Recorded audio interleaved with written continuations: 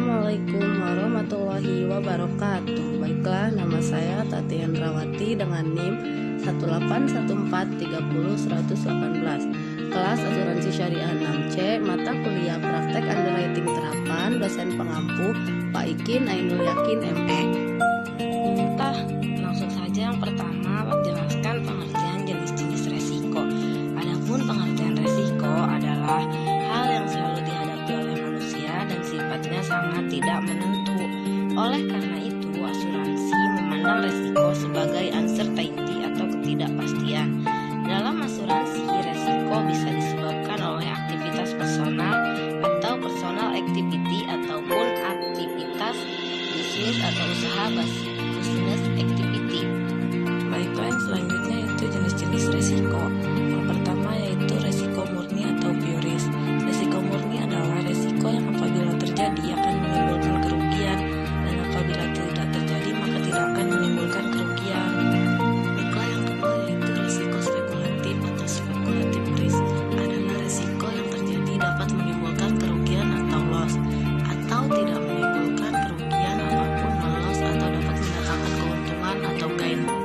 Yang ketiga yaitu resiko fundamental. Adalah resiko yang apabila terjadi dapat menimbulkan kerugian di luar kemampuan manusia untuk mengendalikannya.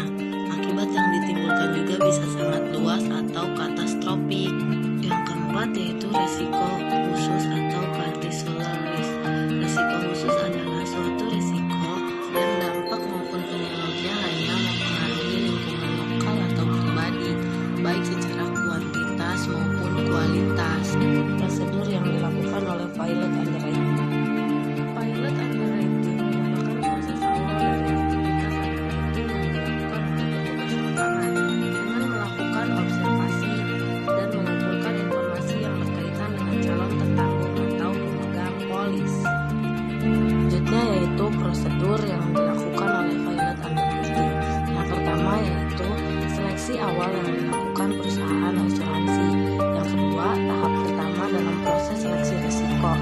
Seleksi di lapangan terjadi jika seorang agen mendapat informasi tentang calon tertanggung dan melaporkan informasi tersebut pada formulir permintaan agar penyeleksi di kantor pusat dapat mengambil keputusan underwriting. Yang selanjutnya yaitu bagaimana proses underwriting dilakukan.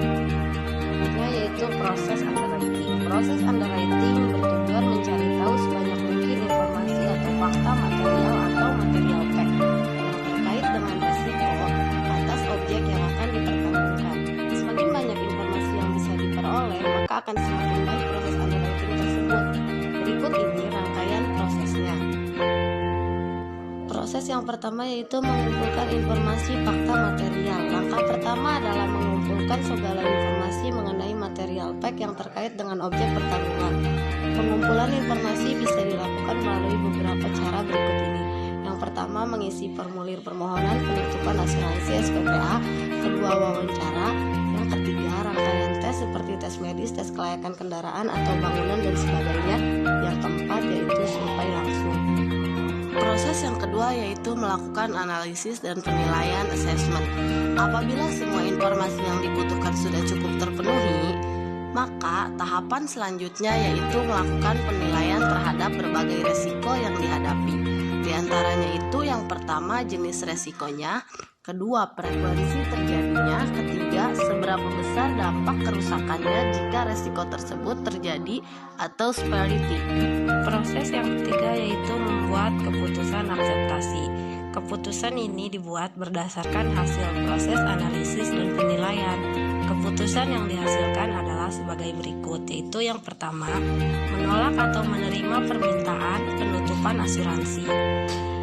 Yang kedua, menerima dengan menambahkan nilai premi atau premi substandar.